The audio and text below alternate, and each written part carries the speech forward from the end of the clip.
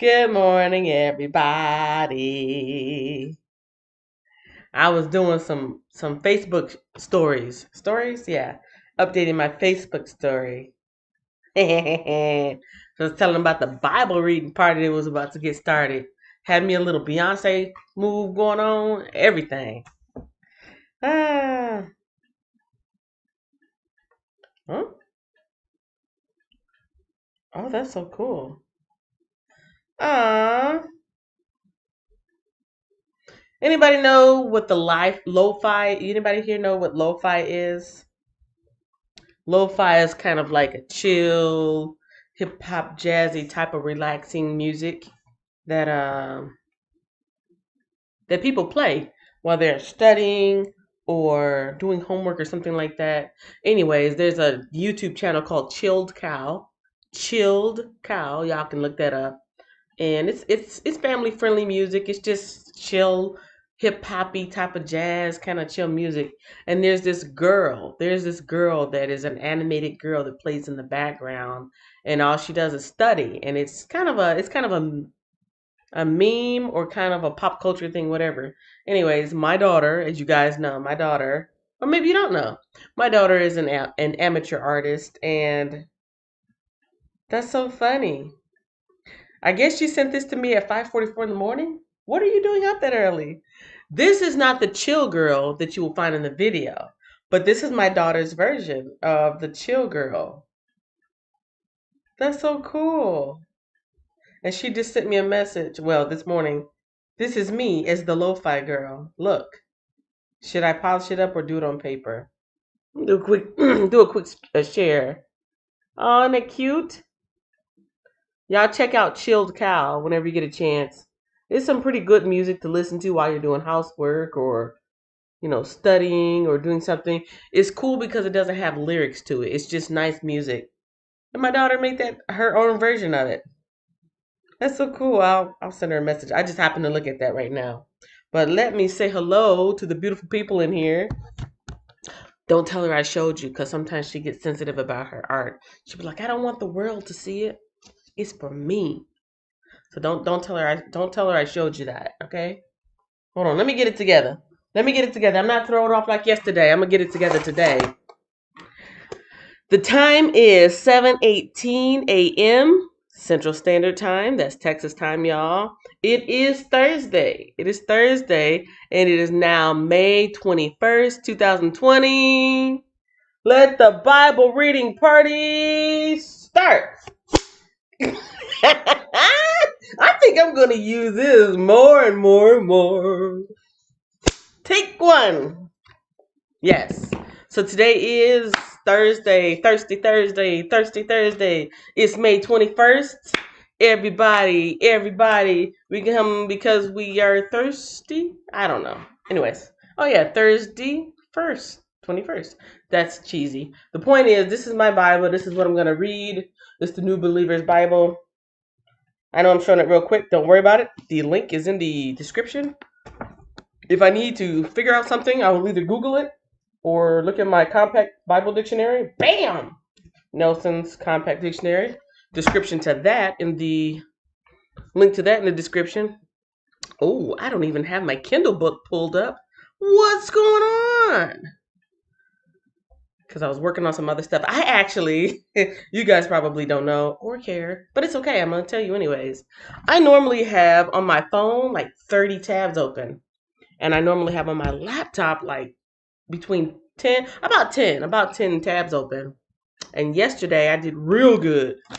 Yesterday I've been trying to get organized, digitally organized.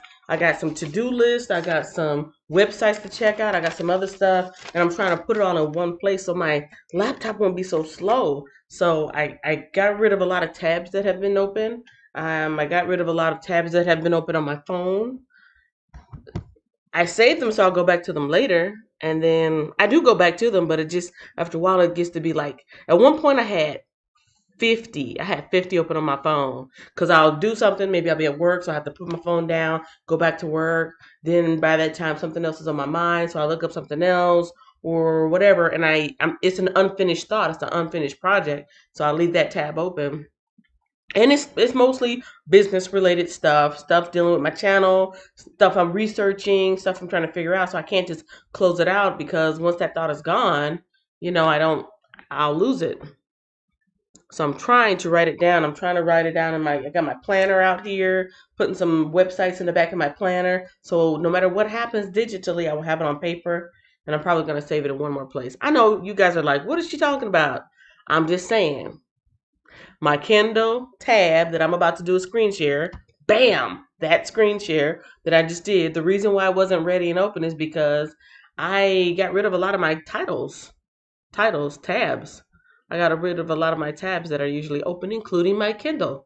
So yes, now that you guys know TMI about me, um, let's talk about today. Today's Thursday, and according to this orange, yellow, cantaloupe colored box, we are on, let's see, Monday, Tuesday, Wednesday, Thursday. We're on 1 Samuel 25 through 27.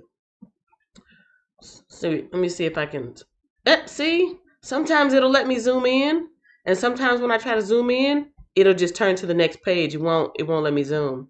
I like zooming in because I know a lot of you guys watch on your phone, and you might not be able to see the small print if it's far away. So I like it when it lets me zoom in. This laptop is so finicky.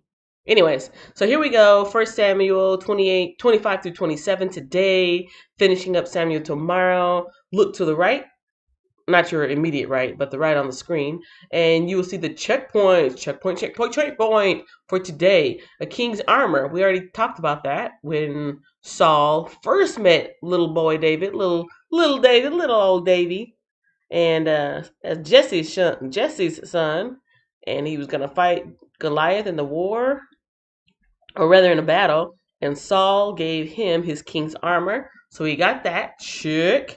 Murdered priest. I wonder, can I highlight this? Can I highlight this? I don't think I can highlight this. Nope. Oh, it does let me highlight. That's cool. I didn't know that happened, but I wasn't trying to do that. No! Uh-oh, I didn't did it now. I didn't did it now. Yep, this is what usually happens. It will not let me. Okay. Let me get out of there. Go back, go back, go back, go back. Or just reset the page. Yes. I told you guys it's finicky. Sometimes it will let me do it, and sometimes it won't. But in either case, it talked about a murdered priest, and the murdered priest was the one that saw David when one of those times that he was running away from Saul, and he went to some town for refuge. He wanted to get something to eat, so he ended up getting some holy bread.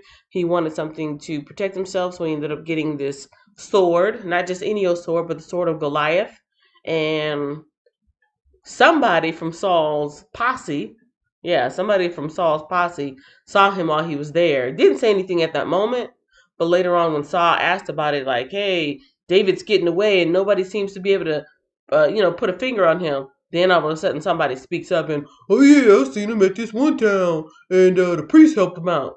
So they ended up going to murdering the priest, but not just that priest, all of the priests and all of the priest families, and only one person survived out of this whole, Levite community. I think his name was Abineth or something like that. And so, yeah, he ran away with David and hid with him. And then a whole bunch of other people did too. A wise and tactful wife. A wise and tactful wife. I don't know if we hit that point or not. I would guess that would be Michael, David's wife. But that kind of happened when she helped him escape the first time. That happened way before the priest murder. So this must be talking about somebody else. And then another checkpoint is a meeting with a medium. If you don't know what a medium is like a psychic, somebody who holds seances, somebody who helps you, quote unquote, helps you get in contact with the dead and speak with their spirits. Um, well, we talked about what happens to the spirit when the spirit dies in the New Testament. So I'll leave that debate for another day if y'all want to talk about it. But anyways, they go meet with a medium at some point, and then there's a time for judgment. So without further ado, let me say hello to the room, because I know I went quite a bit, right? I went quite a bit in without even saying hello. Without even saying hello. Is it me you're looking for?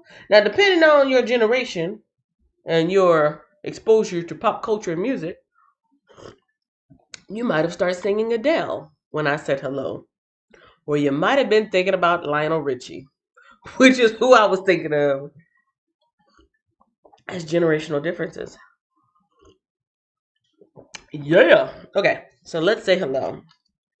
Hello to Nicole, who's the first person in the room today.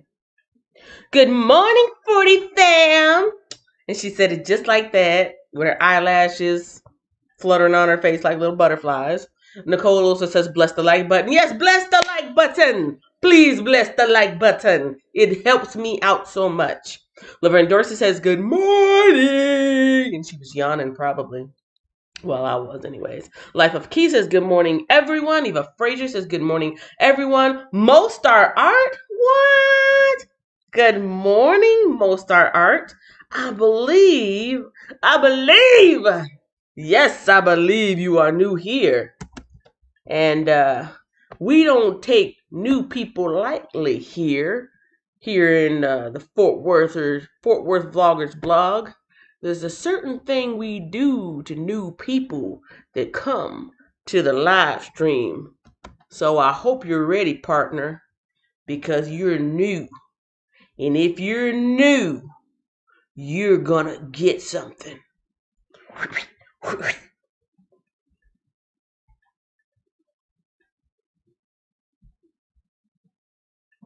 It's the Gold Star participation. Welcome to the live stream where it's actually a Bible reading party.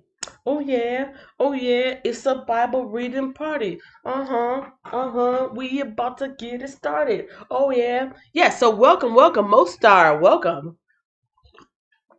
Welcome now and welcome again. Come back anytime. Eva Frazier says, I hit the like button. And she did that emoji like that.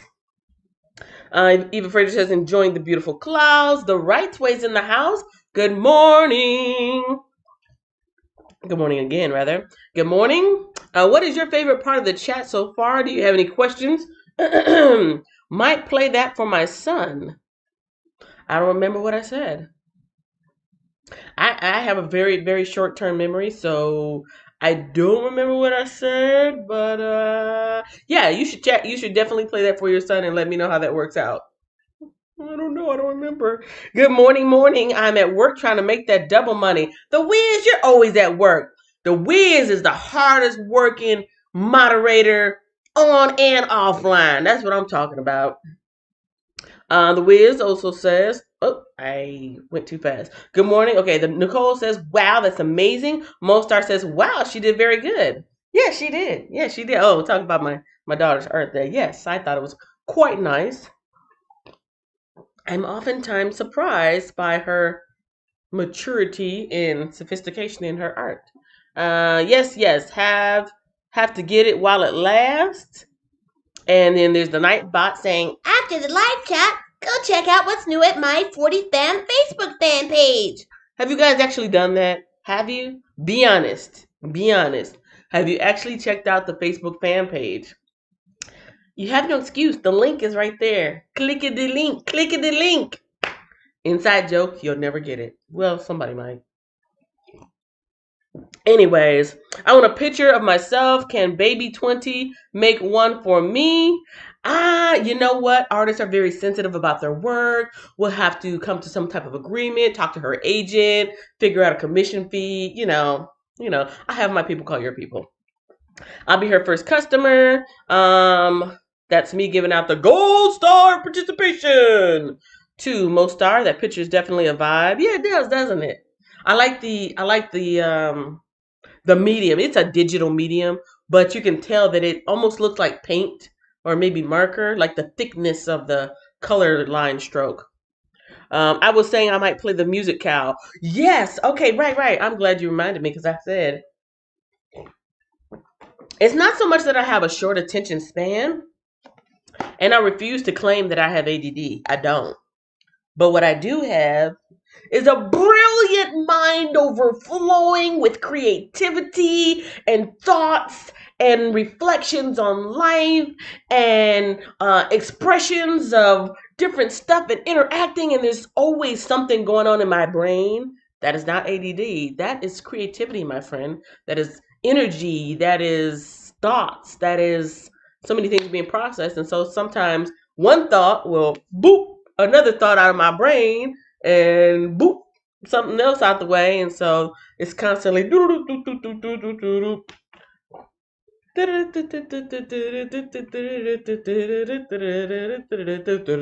yeah, that's pretty much the theme song for my brain. Okay, so yes. Yeah, try out the Chill Cow. Try out the Chill Cow. It is matter of fact, before I get started, I will give y'all the link to that if anybody wants to listen. Like I said, it's family friendly music. It's just beats. That's really all it is just beats. Is burger beats. Beats. While I'm waiting for that page to load, let me do some recap. For the recap, because this is where we're at, or this is where we were. We were in 1 Samuel. I do remember reading about Kayla.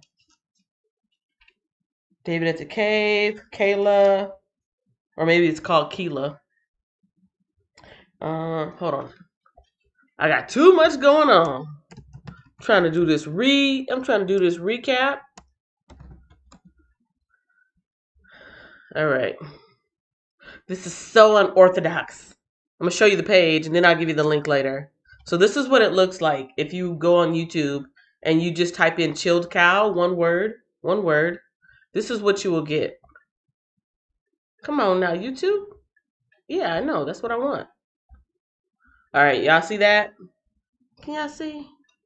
Am I doing a screen share? Yes. So if y'all look at the screen, you type in chilled cow and you will come up with this right here. This is what it looks like. This is the channel. A lot of people listen to this to study to relax after a long day at work, to do homework by. And I think most of the music, like 99% of the music, has no lyrics.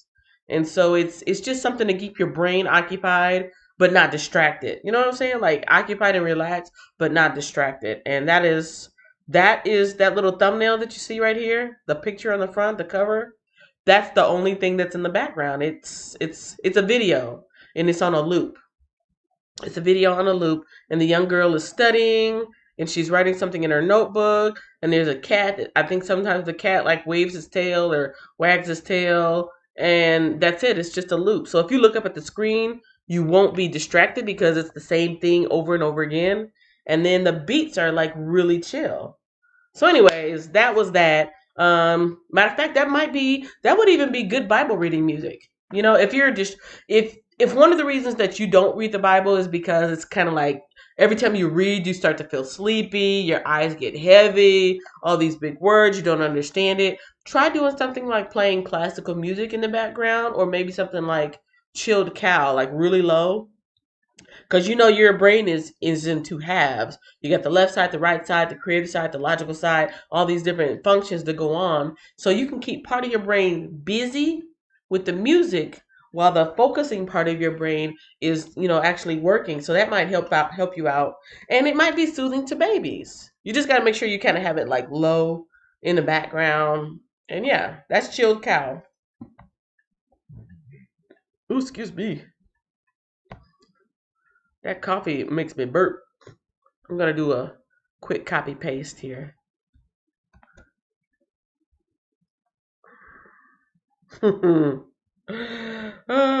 I would show you. I'm scared to show you because I don't want to get a copyright. It's not playing. It's on mute. But look, real quick.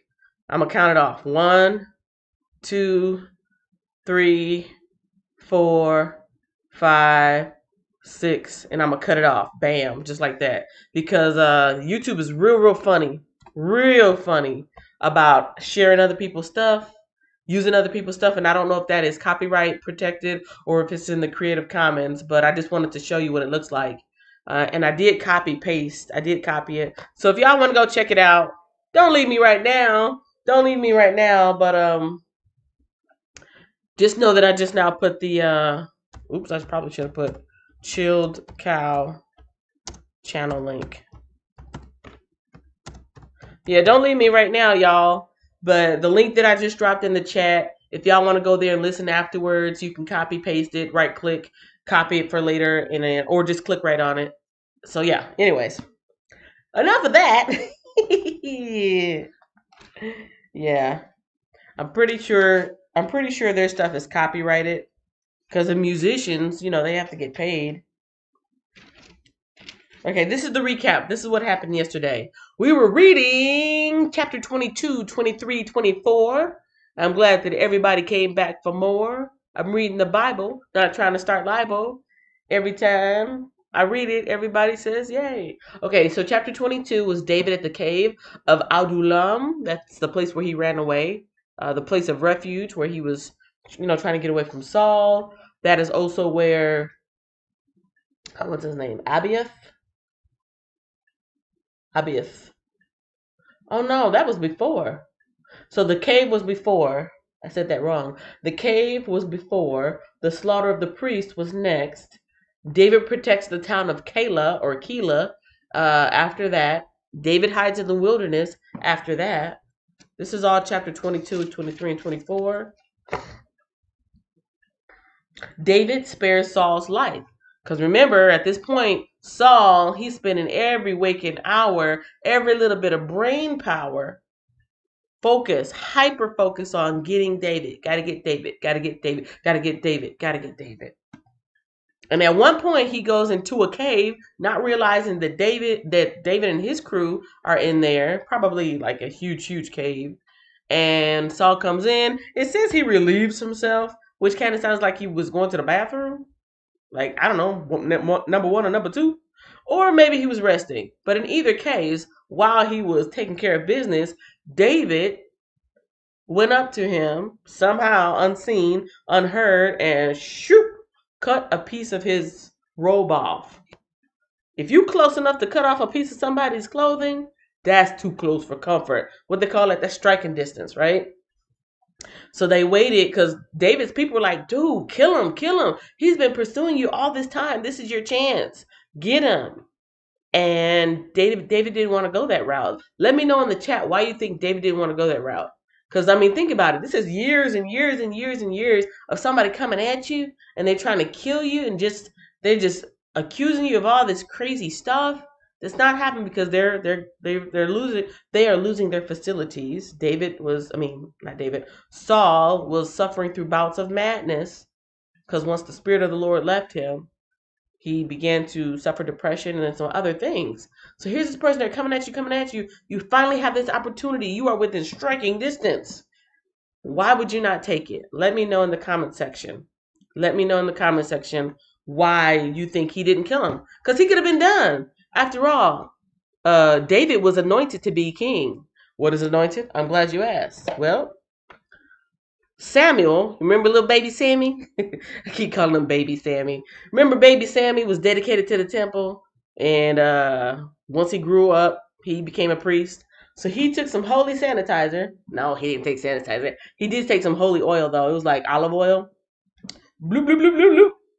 He put it on David's head, very similar to what he did to Saul previously. He took some of that holy oil, bloop, bloop, bloop, bloop, bloop, and he said, boy, you gonna be the next king. And he said it just like that. But of course, it's kind of awkward because how are you gonna tell somebody they're about to be the next king when the actual king is right there, like right there? Like he ain't trying to hear that. And this wasn't the situation where like I'm the king, my children will be the king after me, and their children will be the king. No, this is somebody in a totally different family. Kind of like, yeah. By the way, we planning on replacing you because we don't like how you've been acting. Say what? Anyways, so yeah, Samuel anointed David, let him know you will be the king. After all his victories, David was getting more and more popular. Saul was getting more and more depressed, more and more angry, and he kept coming at him and trying to kill him. And so you could almost say he would have been justified. David would have had a right to, like, what do you call it, self preservation, fight back, protect yourself, but he didn't. But what he did do, this is in chapter This is in chapter 24 still. What he did do, he waited till Saul went out of that cave, and just when he was far enough away, he said, "Yo, yo, yo, yo, Saul, Saul, Saul, Saul." And Saul turned around like, "What? Who the heck is? Was somebody in that cave that whole time?" That's probably what Saul was saying. Saul was probably like, "That's the cave I just went to go. I just went to go to use the bathroom in there. Did they see me?" Yo, yo, yo, Saul, Saul, Saul. What? Who is that? That. It's me, David. David. And I can imagine his eyes getting bloodshot red and the blood boiling through his body. He's like, chill out. I got something for you. And he's like, what? He's like, I ain't got nothing to show you. Oh, I do got something to show you. My headband. You see this? It's come from your robe.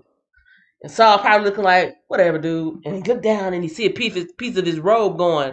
He's like, how the heck did he get that? He's like, I'll tell you how I got this. I cut it off for you while you was right there in front of me. I could have killed you, man. I could have killed you. But I didn't. Because I got love for you, man. You been coming at me all this time. Coming at me, trying to kill me. I ain't did nothing to you. I ain't did nothing to you, man.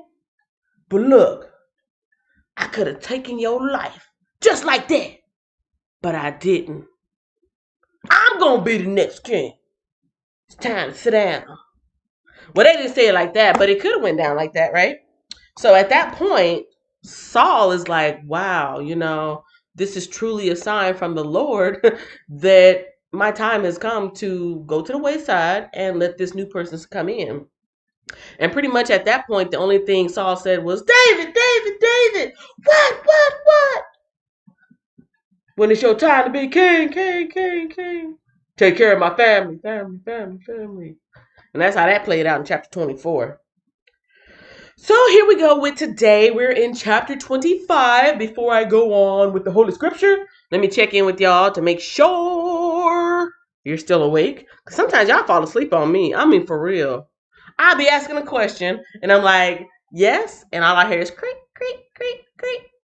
I wonder is there a cricket? Is there a cricket emoji? I'm gonna start using the cricket emoji on you guys.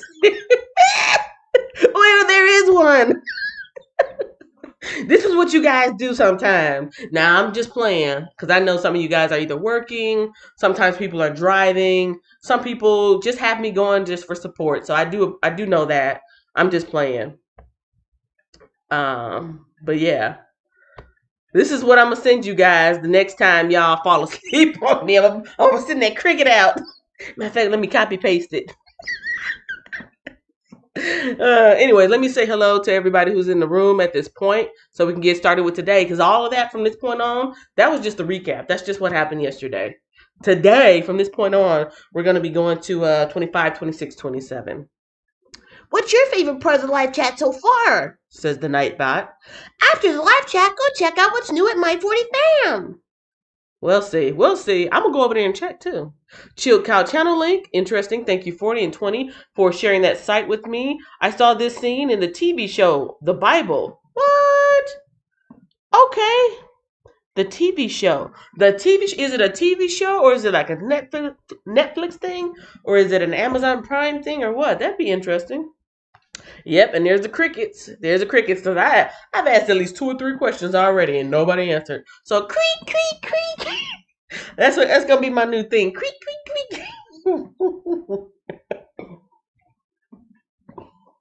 Creak. All right, chapter 25, 26, and 27 of 1 Samuel. I gotta do that to refocus myself. Hannah's not in here this morning. Hannah Gatledge. Because Hannah, what did Hannah say? She said, hocus pocus, focus, last time. All right, y'all. This is a very somber moment. We're talking about somebody actually passing away. So let me become more professional as I read the Bible. Amazon Prime. Okay. I'm going to have to check that out. I'll check that out, and then I'll come back and I'll let everybody know what else is going on in it. That's cool. Chapter 25, the death of Samuel. This is little Samuel. Little Samuel is not little anymore. He's grown. Now Samuel died, and all Israel gathered for his funeral. They buried him at his house in Ramah. And I'm gonna come up this close. I told you guys the other day that I changed my chair around. The position that my chair is in right now is when I'm working at my computer, and then I actually like to switch it around like this for a couple reasons. Somebody told me in my head kept getting bumped by these balloons and stuff going on, so I try to be over here. And then also I think I'm a little bit closer to the speaker where I can kind of, yeah, I think I'm a little bit closer to the speaker where you guys can see me. Can you see me? Can you see me clearly? I can see clearly now. This coffee's gross. Oh.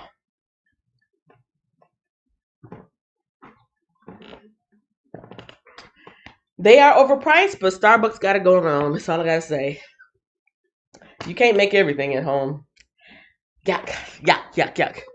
I'm not falling asleep. I'm just listening. You're very comical. I like it. You don't say. Comical. Well, at least you didn't say you're funny. I've been hearing that my whole life.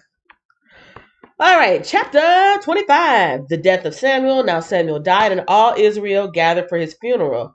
It's funny that they, not funny, but it's interesting that they say all Israel, because remember, if you've been paying attention, like my star pupil, if you've been paying attention, that last week or 2 weeks ago, all of Judah, this is all of Israel, and then clink, live long and prosperous. No, but seriously, this was all of Israel, but at one point there was a little clink. There was a little schism. There was some separation. Remember, the tribe of Benjamin went to fight with the rest of the people because of what happened with that Levite priest and his concubine. And those perverts that tried to come at the door, and then somebody got chopped up. It was a mess. It was a mess. So the tribe of Israel, the nation, it's not even a tribe anymore. These people went from a tribe to a nation of people. And they had been pretty much unified all this time.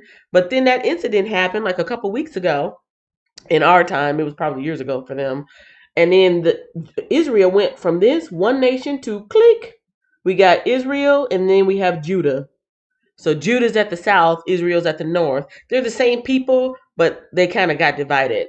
So anyways, I said all that to say, as I'm reading, I think it's interesting that it says, now Samuel died and all Israel gathered for his funeral. Just for clarification. Okay, in we're still in verse 1, wow. Nabal angers David. Who the heck is Nabal? Nabal? Then David moved down to the wilderness of Maon. There was a wealthy man from Maon who owned property near the town of Carmel. He had 3,000 sheep and 1,000 goats, and it was sheep shearing time. This man's name was Nabal, and his wife, Abigail, was a sensible and beautiful woman. Ain't nothing wrong with that, being sensible and beautiful. Now that's a true lady right there. Sensible and beautiful. But Nabal, a descendant of Caleb, was crude and mean in all his dealings. Oh. Now that was that was like way when I first started. That was back in Genesis. That's matter of fact, I was in a whole different location reading in Genesis talking about Caleb and Esau. One was more refined and kind of laid back, kind of a mama's boy. And then the other one was kind of rough and tumble and just he was wilding out. He was off the chain. So even the Bible said that all of his kinfolk, all of his descendants were going to be kind of wild people too. And so that's what it says here. This is in verse 3. This man's name was Nabal, and his wife Abigail was a sensible and beautiful woman. But Nabal, a descendant of Caleb, was crude and mean in all his dealings. When David heard that Nabal was shearing his sheep, he sent 10 of his young men to Carmel with this message for Nabal: peace and prosperity to you, your family, and everything you own. I am told that it is sheep shearing time. While your shepherds stayed among us near Carmel, we never harmed them, and nothing was ever stolen from them. Ask your own men, and they will tell you this is true. So, would you be kind to us, since we have come at a time of celebration? Please share any provisions you might have on hand with us and with your friend David. David's young men gave this message to Nabal in David's name, and they waited for a reply. Who's this fellow David? Ah, probably not what he was expecting to hear. Who's this fellow David? Nabal sneered to the young men. Who does this son of Jesse think he is? There are lots of servants these days who run away from their masters. Should I take my bread and water and my meat that I've slaughtered from my shears and give it to a band of outlaws who come from who knows where? Some people. Rude, just rude. So David's young men returned and told him what Nabal had said. Get your swords, was David's reply as he strapped on his own. Strap it on! That's a Stephen King reference if anybody doesn't know. He say something like strap on and let's go or something like that. But yeah, I love Stephen King. I don't know if I ever mentioned that before. He's my second favorite book to read after the Bible. I know it's not a book. He writes tons of books, but I was trying to be funny. Didn't probably come across that way. All right. Yeah, we're in verse 12 now. We're in 25 and 12. So David's young men returned and told him what Nabal had said. Get your sword was David's reply as he strapped on his own. Then 400 men started off with David and 200 remained behind to guard their equipment. Ashmad. Meanwhile, one of Nabal's servants went to Abigail and told her, David sent messengers from the wilderness to greet our master, but he screamed insults at them. These men have been very good to us, and we never suffered any harm from them. Nothing was stolen from us the whole time they were with us. In fact, day and night, they were like a wall of protection to us and the sheep. You need to know this and figure out what to do, for there's going to be trouble for our master and his whole family. He's so ill-tempered that no one can even talk to him. Have you ever known somebody like that? You just can't say nothing to them. Just nothing. They just mean-spirited. Somebody told me don't talk about your job like that, but I have to. I'm not going to name names, but there's a couple people that I work with. It seems like no matter how nice I am, how bubbly I am, how cheery I am, they're just mean people. They're just mean. I don't know what's going on, but side note, side note, I was in somebody else's live stream yesterday. Actually, I think I was on Facebook. Who was I talking to? I can't think of it now. Yeah, I want to say, it's actually one of my schoolmates. His name is Ronald Johnson. I follow him on Facebook. He's one of my schoolmates. Even when we were in high school, you could tell he was probably gonna be a preacher when he grows up or something like that. And I was in his live stream. Well, I was actually on a replay, and he was talking about praying for our leaders and praying for people in authority and praying for other people. And we know that's a Bible lesson. Like you're supposed to pray for your enemies. Ain't nobody got time for that thing like me. If they don't like me, I'm cutting them off. I don't want to have nothing to do with them. Because usually that is the best way to go, right? When people are toxic, you just don't deal with them. But what if you have to deal with them? What if you have to deal with them? Then you're supposed to pray. You're supposed to pray for them. Anyways, I said all that to say it's a mean, nasty, mean spirited people that I work with. And I just have to keep in mind when I go back to work. Don't strap it on, Kenya. Don't strap it on. Pray for them. Pray for them. It's easy to say now while I'm like in a good mood, but when you're in that situation and you just have people that's just so mean for no reason, like just rude and like disrespectful, at that moment it's hard to be like, ha ha ha, I'm gonna pray for you. I'm gonna kill them with kindness. Hopefully that's what happened here. We are still in chapter 25, by the way. Chapter 25, and Abigail. Abigail looks like she's probably going to be a mediator. That's the wife of Nabal. Let's see what's going on here. In verse 16, she was saying, in fact, day and night, they were like a wall of protection to us and the sheep. You need to know this and figure out what to do, for there's going to be trouble for our master and this whole family. He's so ill-tempered that no one can even talk to him. And in verse 18, it says, Abigail wasted no time. She quickly gathered 200 loaves of bread, 2 wineskins full of wine, 5 sheep that had been slaughtered, nearly a bushel of roasted grain, 100 clusters of raisins, and 200 fig cakes. She packed them on donkeys and said to her servants, go on ahead, I will follow you shortly. But she didn't tell her husband Nabal what she was doing. In verse 20, it says, as she was riding her donkey into a mountain ravine, she saw David and his men coming toward her. David had just been saying, a lot of good it did to help this fellow. We protected his flocks in the wilderness, and nothing he owned was lost or stolen. But he has repaid me evil for good. May God strike me and kill me if even one man of his household is still alive tomorrow morning. Ooh, he was about that life. David didn't play around. David, y'all, it's funny because in the Bible stories, well, in like the kid stories, Sunday school stories, little kid stories, VeggieTale stories, they kind of show as David being this wimpy little beep beep beep beep beep. I'm gonna throw a rock at you. Psh, wow, it really worked. No, David was hardcore from the beginning. Remember, he was a little shepherd boy. We hear shepherd boy, we probably think, some wimpy little kid. He was out in the fields by himself. Nobody out there to help him. Lions and tigers and bears, oh my, came trying to eat these sheep. And it said a couple chapters ago, man, when these wild animals came, I grabbed my animals from their mouth and ripped them out. And he killed a lion and he killed Goliath and he had all these different victories. So from the get-go, from the jump, David was not to be played with. David was about that life. Yeah, he could play the harp, but he wasn't no sissy. No, people think they're boys when they are participating in art and music and they're talented and they dance and things like that. People think that little boys are sissies because they're artistic or creative. Oh no no no no no no no no! David is showing you I can play the harp and I can play you too. Come on, sucker. Well, he didn't say that, but still, he was pretty tough. So at this point, David and his men is coming up the ravine, do do do do, and here comes Abigail on her donkey. And what's about to go down? Let's find out. Let's see. Verse 23. Abigail intercedes for Nabal. Abigail intercedes. When Abigail saw David, she quickly got off her donkey and bowed low before him. She fell at his feet and said, I accept all the blame in this matter, my lord. Please listen to what I have to say. I know Nabal is a wicked and ill-tempered man. Please don't pay any attention to him. He's a fool, just as his name suggests.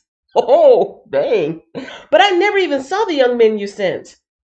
Now, my lord, as surely as the Lord lives and you yourself live, since the Lord has kept you from murdering and taking vengeance into your own hands, let all your enemies and those who try to harm you be as cursed as Nabal is. And here, as a present that I, your servant, have brought to you and your young men. Please forgive me if I have offended you in any way. The Lord will surely reward you with a lasting dynasty, for you are fighting the Lord's battles, and you have not done wrong throughout your entire life. Even when you're chased by those who seek to kill your life is safe in the care of the Lord your God, secure in his treasure pouch, but the lives of your enemies will disappear like stones shot from a sling. Oh, that's a good one. That's a good one. That's a good one. You see what she did? You see what she did? That was a good one. When the Lord has done all he promised and has made you leader of Israel, don't let this be a blemish on your record. Then your conscience won't have to bear the staggering burden of a needless bloodshed and vengeance. And when the Lord has done these great things for you, please remember me, your servant. And she did it just like that. David replied to Abigail, Praise the Lord, the God of Israel, who has sent you to meet me today. Thank God for your good sense. Bless you for keeping me from murder and from carrying out vengeance with my own hands. For I swear by the Lord, the God of Israel, who has kept me from hurting you, that if you had not hurried out to meet me, not one of Nabal's men would still be alive tomorrow morning. Then David accepted her present and told her, Return home in peace. I have heard what you said. We will not kill your husband. Checkpoint! Checkpoint! That's the checkpoint of today. Let me look at that screen real quick. The checkpoint says, a wise, tactful wife. That's the third checkpoint of the week. Yeah. A king's armor, murdered priest, a wise, tactful wife. I haven't looked at the live chat yet, so somebody might have already said it. I'm gonna finish up 25 and then I'm gonna check in with you guys. I got a little bit more to go. So let's see.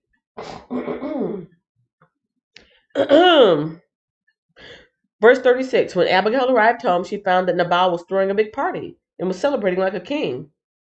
Okay. He was very drunk, so she didn't tell him anything about her meeting with David until the next day. Wise, wise, wise. In the morning, when Nabal was sober, his wife told him what had happened. As a result, he had a stroke, and he lay paralyzed on his bed like a stone. About 10 days later, the Lord struck him, and he died. Well, doggone it. I wasn't expecting that. Ooh, what? He threw a big party, got drunk, found out what his wife did, had a stroke, and died. Wow. So vengeance was the Lord's. David didn't have to kill anybody in this case. All right, this is verse 39. David marries Abigail. Oh, that's nice, because at this point she would have been a widow, right? When David heard that Nabal was dead, he said, Praise the Lord, who has avenged the insult I received from Nabal and has kept me from doing it myself. That's what I just said. Nabal has received punishment for his sin. Then David sent messengers to Abigail to ask her to become his wife. When the messengers arrived at Carmel, they told Abigail, David has sent us to take you back to marry him. She bowed low to the ground and responded, I, your servant, would be happy to marry David. I would even be willing to become a slave washing the feet of his servants. Now you know you're in a bad relationship when that's your choice. Stay married to this fool or go wash somebody's feet. Boy, that was like a breath of fresh air to her. This is verse 42. Quickly getting ready, she took along 5 of her servant girls as attendants, mounted her donkey, and went with David's messengers, and so she became his wife. David also married Ahinoam from Jezreel, making both of them his wives. Saul, meanwhile, had given his daughter Michal, David's wife, to a man from Gelim named Palti, son of Laish. See, now I was just about to say that. I was just about to say, so now he's got 3 wives. Because remember, Saul, back in the day, was going to give one of his wives to David. He ended up doing a little switcheroo and said, you can marry her instead. And then he ended up marrying Michal. So it says here, Saul, meanwhile, had given his daughter Michal, David's wife, to a man from Galim named Palti, son of Laish. How you going to give somebody else's wife away? That's what I want to know. This is where it pays to be to study a little bit of history, like ancient Hebrew history or Jewish history, Jewish law. Because I don't remember reading about that. How you gonna take somebody else's wife? I mean, is it because he's the daddy? I'm wondering, is that because he's the daddy? Because think about it. When people are getting married, who gives away the daughter? The father, right? The father of the bride gives away the daughter. Here, I'm giving my daughter to you. So I guess he snatched his daughter back up and gave her to somebody else. But I didn't think you could do that after they're already married. Well, I'll be. All right, let me check in with y'all. Let me check in with the people. Mostar says, wow, he was hardcore. Oh, yeah. Oh, yeah. Oh, yeah. He was pretty hardcore. They thought some people probably thought he was not soft. No, no, no, no, no, no. He was not soft. I mean, think about it. Playing a guitar, which is not at all like a harp, but playing the guitar is pretty cool. I tried it like 20 years ago. It didn't work out very well. I had sensitive fingertips. Because when you strumming a guitar string, it actually puts calluses on your fingers. But before then, your fingers are so tender because it's metal. The strings are metal, and you're strum. You're basically beating your fingertips. But David, he's been out in not in the wilderness. He was out in the fields. He's tending his sheep. He's probably got his little shepherd's rod and probably doing all kind of stuff. And he probably already had calloused fingers. He's probably muscular and fit from being out and walking and keeping them sheep together. Man, man, man, man. That's a long, hard work. They said he was dark skinned, not dark skinned, but dark skinned and ruddy skin complexion from being out in the sun. And so, yeah, he had been toughened up. Tough love, tough love. All right. I don't see anything else going on in the live stream. I'm not gonna put my cricket out there because I do see one. I see one thing from Mostar says, "Wow, he was hardcore." So that's what's going on. Unless you have any questions, comments, insight, interpretations of what I just read in chapter 25, I am now going to go on to chapter 26. Y'all ready? Y'all ready for this? Dun, dun, dun, dun, dun, dun, dun, dun, dun. Every time I say that, y'all don't know. But whenever I say, "Are y'all ready?" There's this 90s house song that goes on in my mind. Y'all ready for this?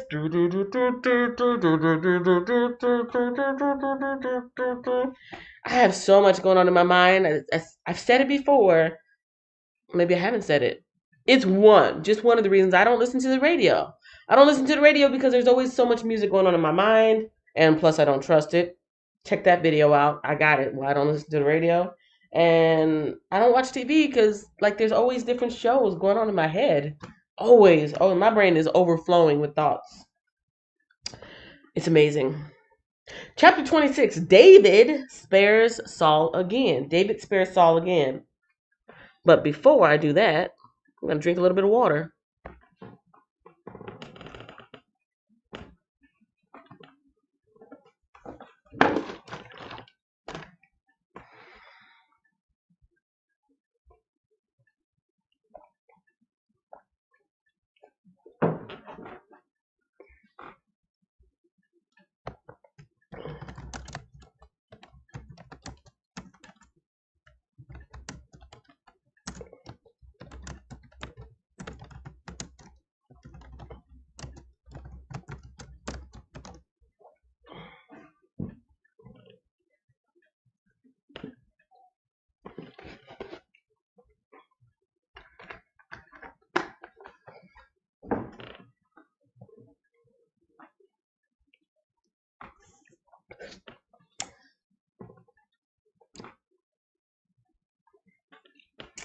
All right.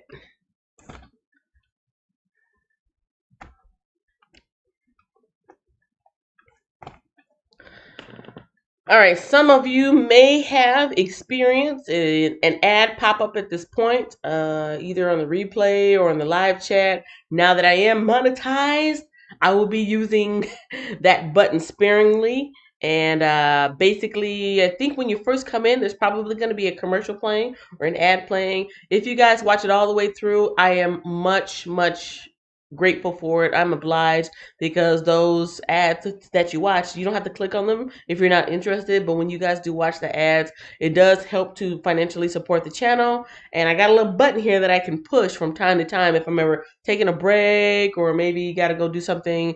And if you guys are still in the live chat and you can watch that when it comes up, watch it in full or as much as possible. That is also helpful. So I just discovered that the other day. I've been forgetting to use it. I'm not going to abuse it, but from time to time, during the beginning, you should see one. Maybe sometimes, not all the time. Sometimes in the middle, I will take a quick break and I will put that ad up for you guys to enjoy and for me to benefit from. And then at the very end, I'm going to put another one. So if you guys can stick around and just watch that, check it out. If it's something you're interested in, check it out. If not, just watch it. And that is a great way to support the channel. Other than the likes, other than the comments, stay active in the comment section, other than sharing me out, and other than subscribing. So anyways, just thought I'd put that out there. Yes. And then I actually took a break because I know there's some people that don't want to miss out on what I'm saying.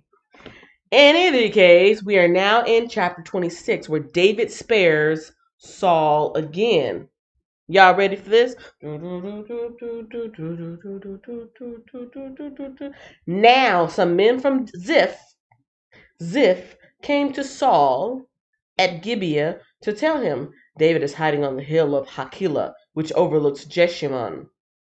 So Saul took 3,000 of Israelites' elite troops and went to hunt him down in the wilderness of Ziph. This sounds familiar. Did I read this already?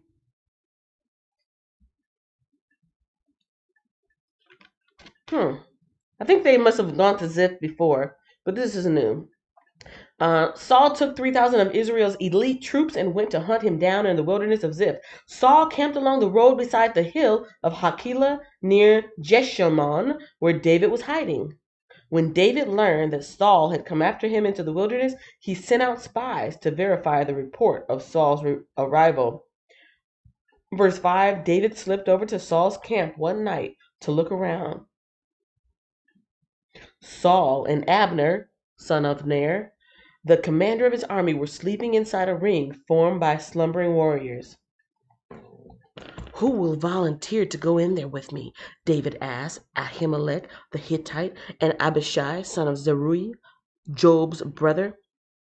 I'll go with you, Abishai replied. So David and Abishai went right into Saul's camp and found him asleep with his spear stuck in the ground beside his head. Abner and the soldiers were lying asleep around him. God has surely handed your enemy over to you this time, Abishai whispered to David. Let me pin him to the ground with one thrust of the spear. I won't need to strike twice. No, David said. Don't kill him, for who can remain innocent after attacking the Lord's anointed one? Surely the Lord will strike Saul down some day, or he will die of old age or in battle. The Lord forbid that I should kill the one he has anointed. But take his spear and that jug of water beside his head, and then let's get out of here.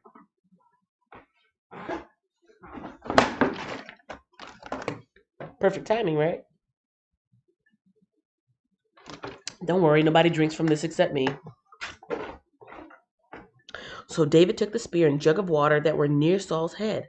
Then he and Abishai got away without anyone seeing them or even waking up, because the Lord had put Saul's men into a deep sleep. Woo! That would have been super tempting. David climbed the hill opposite the camp until he was at a safe distance. Then he shouted down to the soldiers and to Abner, son of Ner. Wake up, Abner! Abner! Abner! Who is it? Abner demanded. Well, Abner, you're a great man, aren't you? David taunted. Where in all Israel is there anyone as mighty? So why haven't you guarded your master the king when someone came to kill him? This isn't good at all.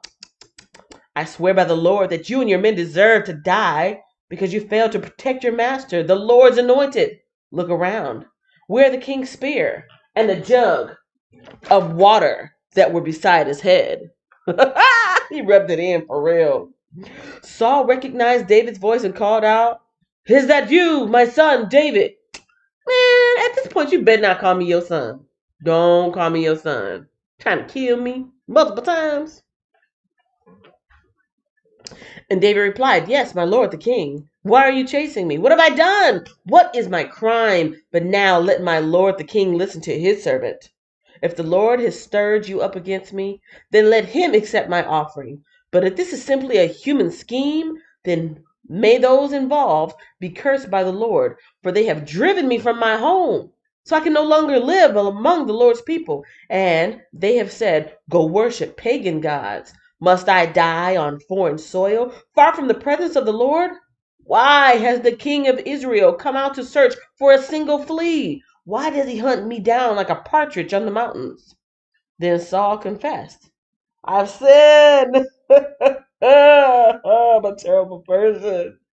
He said in verse 21, I have sinned. Come back home, my son. I will no longer try to harm you, for you valued my life today. I have been a fool and very, very wrong. Here's your spear, O king, David replied. Let one of your men come over and get it. The Lord gives his own reward for doing good and for being loyal. And I refuse to kill you, even when the Lord placed you in my power, for you are the Lord's anointed one. Now may the Lord value my life, even as I have valued yours today. May he rescue me from all my troubles. And Saul said to David, Blessings on you, my son David. You will do many heroic deeds and you will surely succeed. Then David went away and Saul returned home. I wonder at this point, is he being genuine or is he just overcome by emotion? Is it all a farce? I mean, at this point, this dude's unpredictable. And by dude, I mean King Saul. Do y'all think he's sincere at this point? Or is he speaking from, a point of emotion like, oh my goodness, I almost lost my life. My life flashed right before my eyes. It was in a dream because I was in a deep sleep, but my life flashed before my eyes. Oh, I need a drink of water. I need a drink. Oh, my water jug gone. He didn't take my water jug. Oh, let me stand up. I can't. Where my spear at? Must be he didn't take my spear. Oh, my goodness. So is he like overwhelmed by emotion at this point? And he's like, yes, yes, you're right, my son, my son. Or is he like truly repentant, like, dang, you're right, what's wrong with me? Or is it just an act? I don't know. The last chapter for today is coming up, chapter 27. It looks like crickets, crickets, crickets. Y'all gonna make me use these crickets. When I don't see y'all talking, I'm gonna give y'all crickets. Creak, creak, creak, creak. We got crickets. We got crickets in the live chat. Nobody talking. Oh, that's so funny. That is so funny. All right, this is the last chapter, you guys. We are at the 1 hour mark in 5 minutes, and we're going to finish up David among the Philistines. So, okay, David went one way, Saul went home another way. He's just had his life spared for the second time. Now, this is David among the Philistines, chapter 27. But David kept thinking to himself, someday Saul is going to get me. The best thing I can do is escape to the Philistines. That's bad when you got to find refuge among your enemies. Whew, that's bad. But what do they call it? The lesser of two evils. So here's Saul. Here's one person, Saul. And here's a whole bunch of people that hate me, the Philistines. I'm going with the Philistines. That's terrible. That's terrible. Okay, chapter 27, verse 1. But David kept thinking to himself, someday Saul is going to kill me. The best thing I can do is escape to the Philistines. Then Saul will stop hunting for me in the Israelite territory, and I will finally be safe. So David took his 600 men and went over and joined Achish, son of Maok, the king of Gath. David and his men and their families settled there with Achish at Gath. David brought his two wives along with him, Ahinoam from Jezreel and Abigail, Nabal's widow from Carmel. Word soon reached Saul that David had fled to Gath, so he stopped hunting for him. One day David said to Achish, if it is all right with you, we would rather live in one of the country towns instead of here in the royal city. So Achish gave him the town of Ziklag, which still belongs to the kings of Judah to this day. And they lived there among the Philistines for a year and 4 months. David and his men spent their time raiding the Geshurites, the Girzites, and the Amalekites, people who lived near Shur, toward the land of Egypt since ancient times. David did not leave one person alive in the villages he attacked. He took the sheep, goats, cattle, donkeys, camels, and clothing before returning home to see King Achish. Where did you make your raid today? Achish would ask, and David would reply, against the south of Judah, the Jerahmeelites. Wow, that's a really long name. The Jerahmeelites and the Kenites. No one was left alive to come to Gath and tell where they had been. This happened again and again while he was living among the Philistines. Achish believed David and thought to himself, by now the people of Israel must hate him bitterly. Now he will have to stay here and serve me forever. I'm a little confused at what's going on. Let me read this part over. Because one thing is happening, but David is saying something else is happening. David, this is all in chapter 27, starting at verse 2. David took his men, went over to join Achish, son of Maok. Okay. David and his men and their families settled there at Gath. David brought his two wives. Okay. David says, if you don't mind, I'd rather live out in the country instead of here in the royal city. Achish, is it Achish or Achish? Achish gave him the town of Ziklag, and they lived there among the Philistines. See, at this point, this is where a map would be helpful. I'm going to look one up real quick, because something's going on, but I'm really not understanding what it is. David's conquered land. I wonder if there's a map of the land that he was conquering. Or I could put Ziklag, huh? David conquered land. Ziklag. I'm curious. Because there's something that there's a subplot going on here. I'm just not picking it up. And sometimes when you're reading the Bible, you can't understand everything all at once. You have to get the general idea of the story and then go back and then kind of really understand what's going on. Wow, there are quite a few maps. Philistines and Saul assemble for battle. Map of King David's victories. Defeating the Philistines. Hmm.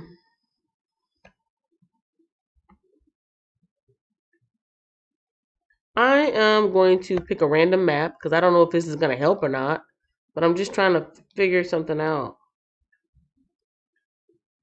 When the Philistine commander had mustered all their forces in effect, they refused David to go with them in battle. 1 Samuel 29. I haven't even got to that part. Oh, how about this? How about I put 1 Samuel 27 Oh, there we go, map. Awesome, because it kind of did like an auto complete for me. It's not very colorful. I like colorful maps, don't you guys? But I'm gonna see if this will help me understand something. Screen share time. I'm just quick screen share so you guys can see something. Cause I'm just trying to understand. I'm not reading it just so I can say I read the Bible. I'm actually reading it so I can understand it, so I can apply it to my life. Okay, David spares Saul's life, and this is a map specifically drawn out for 1 Samuel 24 and 27. And I'm gonna look at this map while I read this last chapter. And this is the last chapter for today. No commentary. I don't think I need to refer to my dictionary. So I'm just going to take a little bit of time with this map so I can figure out what's going on. So I'm going to start back over from chapter 27 and verse 1. Actually, no, not verse 1. I'm going to start back at chapter 27, verse 5. Verse 6. Verse 5. Okay, this is verse 5. One day David said to Achish, "If it is all right with you, we would rather live in one of the country towns instead of here in the royal city." And Gath, if you look, Gath is the one that's kind of like here at the top. See Gath up here? Gath. All right. And let's see.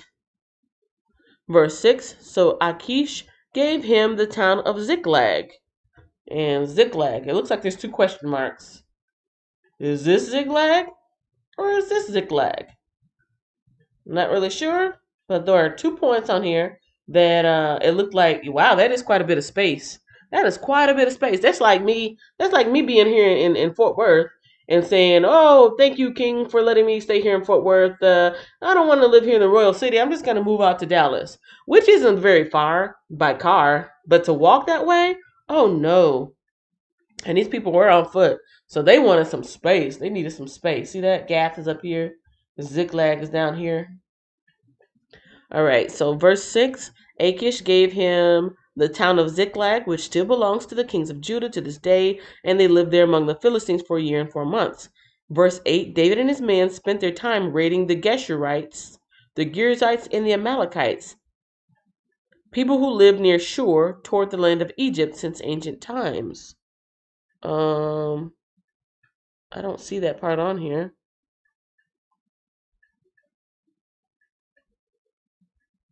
No, I don't see that on the map. David did not leave one person alive in the villages. He took the sheep goats before returning home. Where'd you make your raid today? And he said, against the south of Judah, the Jerahmeelites and the Kenites. No one was left alive to come to Gath and tell where he'd really been. Well, doggone, now I want to know, where was he? Geshurites, Girzites, and Amalekites. Oh, here we go. You see this right here? The type is so light that I couldn't see it. So this is the bold print, and then the light print down here. So let me see, where did he actually go? Geshurites, Girzites, Amalekites. So that's over here. Y'all see over here? I'm trying to put my little pointer over here. This is where he went. The Girzites, the Geshurites, and the Amalekites over here by the water, by this water, not the Dead Sea. So he's over here, conquer, conquer, conquer. But when he went back to King Achish, David would reply, "Oh, I was in the south of Judah, the Jerahmeelites and the Kenites." So he said he was over here, but he was actually over here. I wonder what significance that has. If anybody knows, let me know in the chat. If anybody knows, let me know in the chat. What's the significance of that? I don't know if I haven't got there yet, or if there's some military strategy that was going on here, or if he just didn't want them all up in his business, or what. But as y'all can see from the map, here's the map. This is where he was. Hey, King, we just want to chill out somewhere else. We're gonna go right here. Okay. And then they conquer these people over here. Hey, where you been? Oh, we was over here. Like, what was the point of that? I don't know. No one was left alive to come to Gath and tell where he had really been. This happened again and again while he was living among the Philistines. Achish believed David and thought to himself, by now the people of Israel must hate him bitterly. Now he will have to stay here and serve me forever.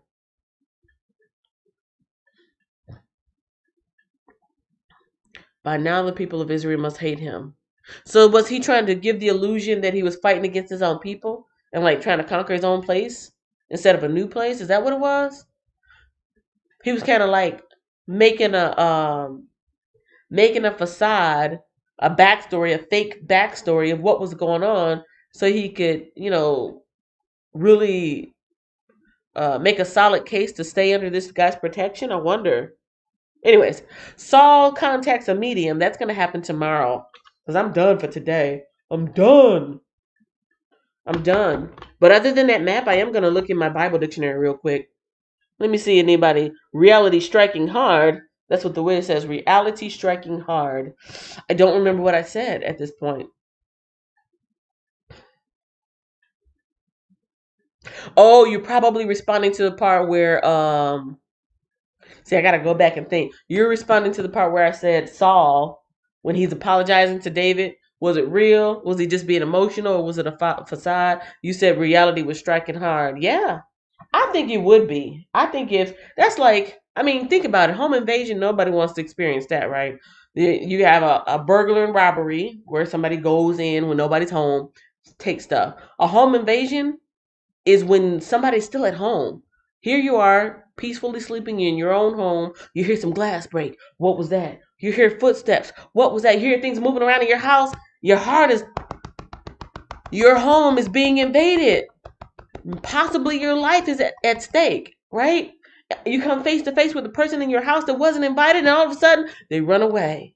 And you're thinking to yourself, or maybe you even wake up and you see them there and they see you and then they run away. And you're thinking at that moment, oh my goodness, my life could have escaped from me at that moment. So he might have been having a reflective moment. He might have been having a reflective moment like, oh wow, I almost lost my life. And he was actually repentant.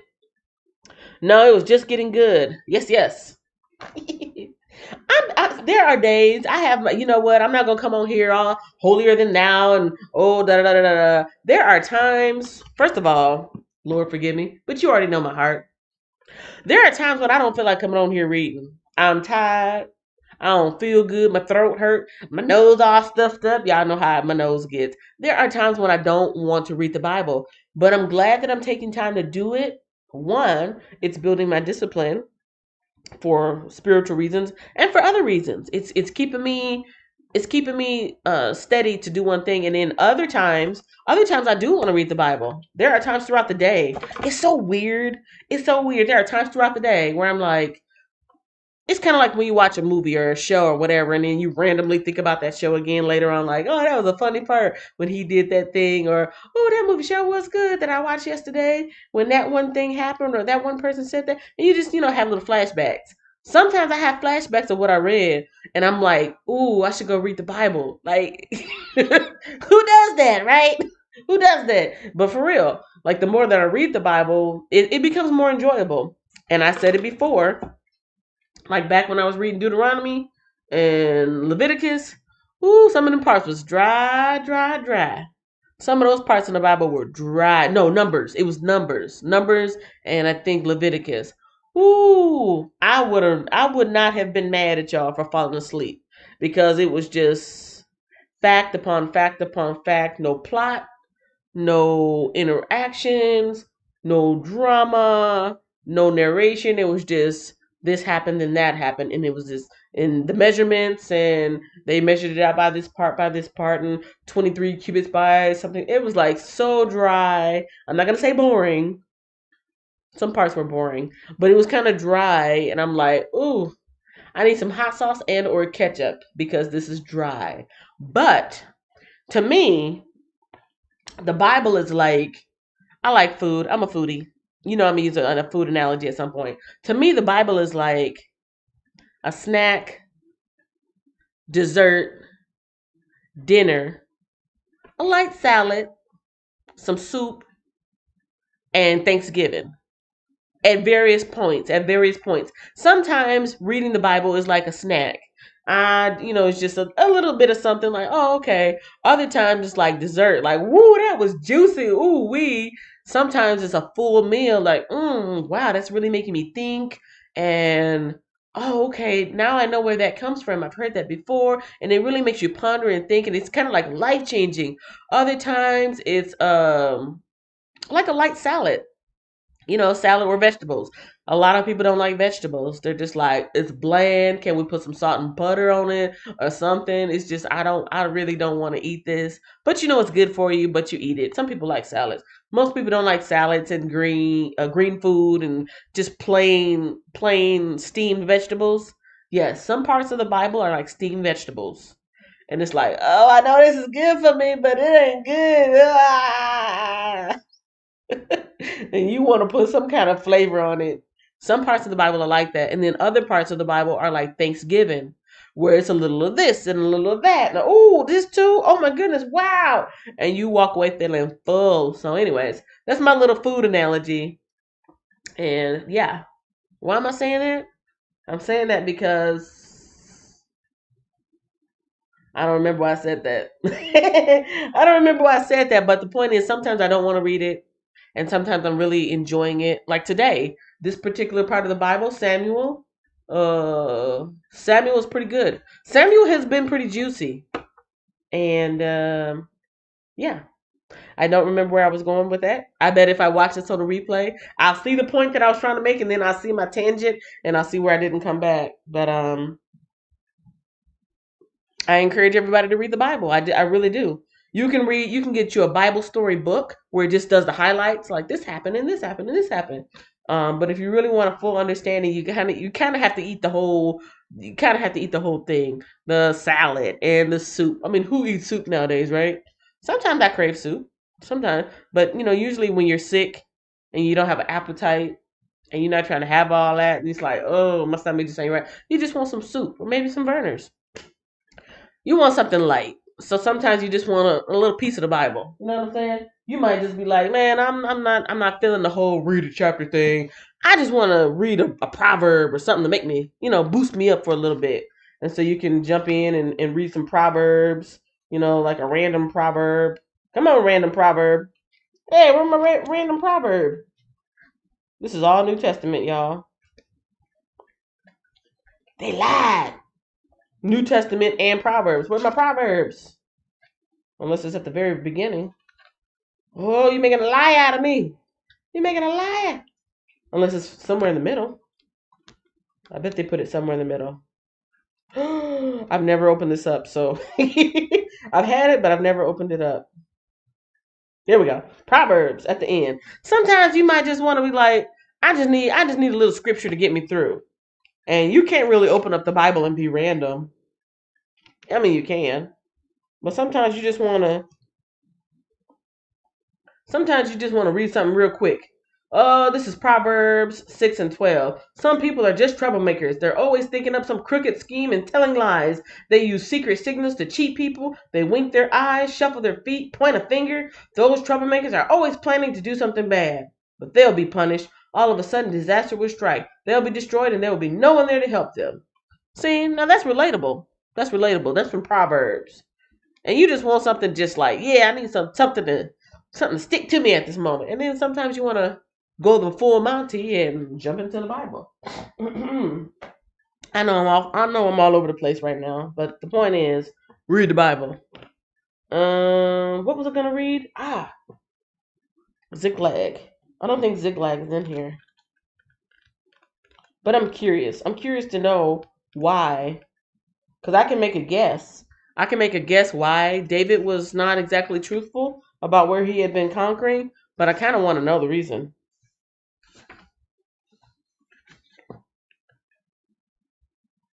Ziklag, a city in the Negev, or southern Judah, assigned to the tribe of Simeon. When David was pursued by Saul, he and his 600 men fled to the land of the Philistines and found sanctuary with Achish, king of Gath. Achish gave the city of Ziklag to David and his men, and it became David's military base for raids against the nomadic tribes of the Negev. Many of Saul's followers defected.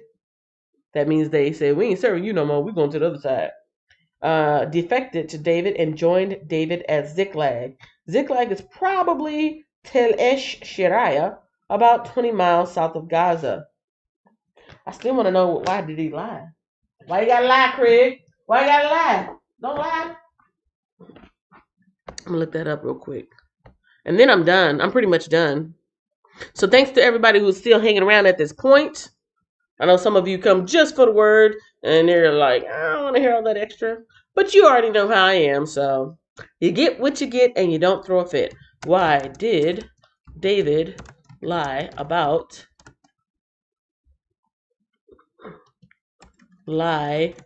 to Achish?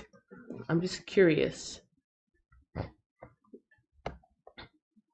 And is this a foretelling, a foreshadowing of things to come? Huh.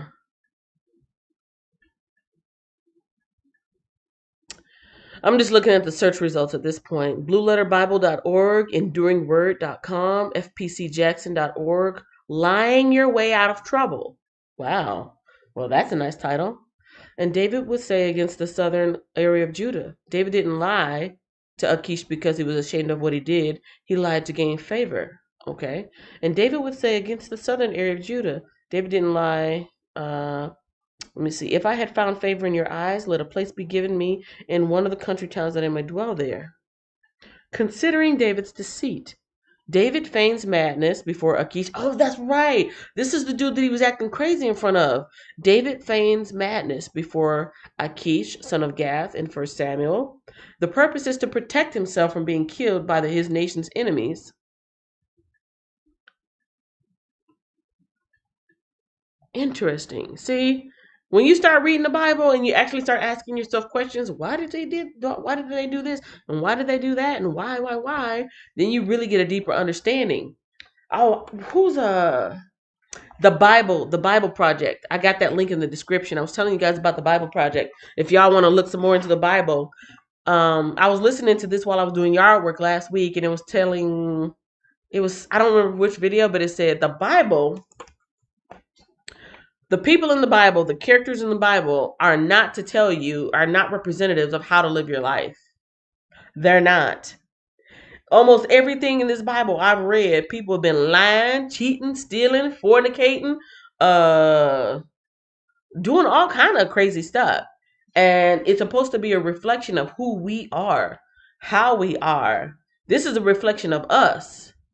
There is a reflection of God in here too, of how God moves and what God wants for us and how God interacts with us. But most of these people in the Bible, they are actual reflections of us. We ain't no good. They wasn't no good. Everybody we think they better than they are. We are all terrible, terrible people. I'm just playing.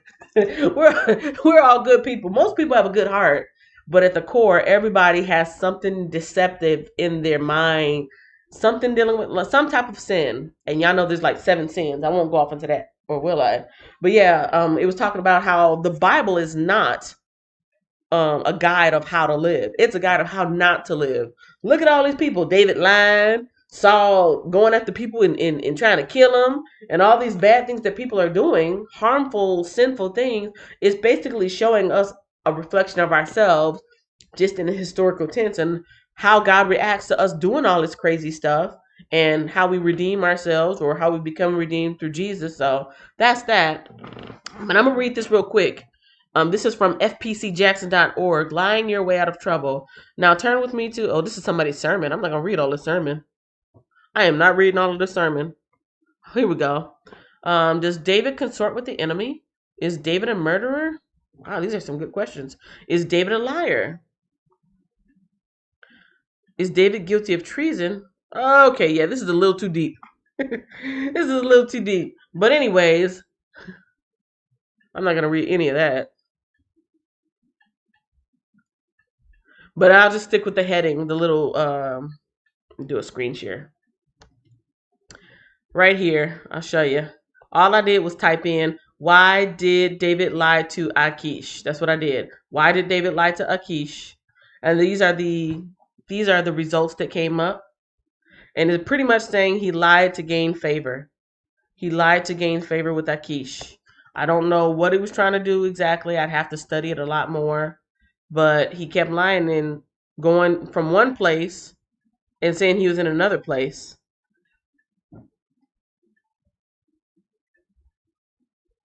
David goes over to Achish, leader of Gath.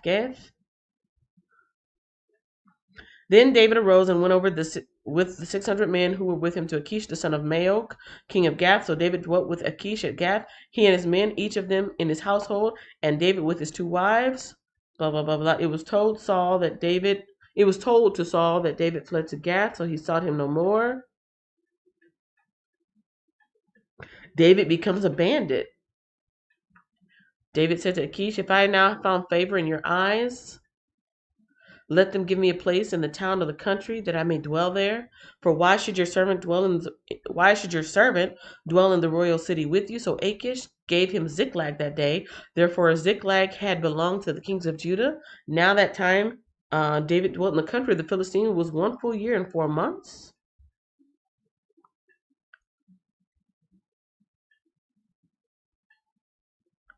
Here we go. Verses 8 through 9. David's new occupation, a roving bandit. And David and his men went up and raided the Geshurites, Girzites, and Amalekites, for those nations were the inhabitants of the land of old, as you go to Shur, even as far as the land of Egypt. Whenever David attacked the land, he left neither man nor woman alive, but took away the sheep, the oxen, the donkeys, the camels, and the apparel, and returned and came to Achish. Bullet point number 1, David and his men went up and raided. The Hebrew word raid comes from the verb to strip, with the idea of stripping the dead or for loot. David attacked these villages or encampments, killed some of the men, stripped them for their treasure or their armor, and robbed the people of the village or encampment. This was no way of life for a man after God's own heart. Point B, the Geshurites, the Girzites, and the Amalekites. David hasn't totally turned against God and his people, for now he only attacks the enemies of Israel.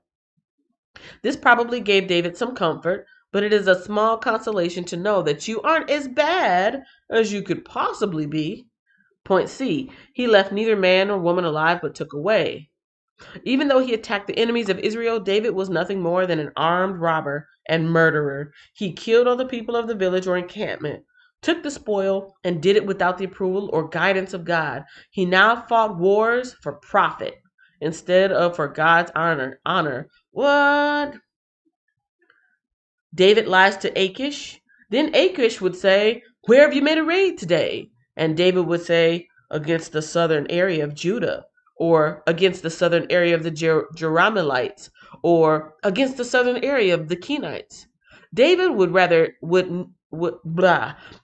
would save neither man nor woman alive to bring news to Gath. Oh, what they say? Dead men tell no tales. I get it now.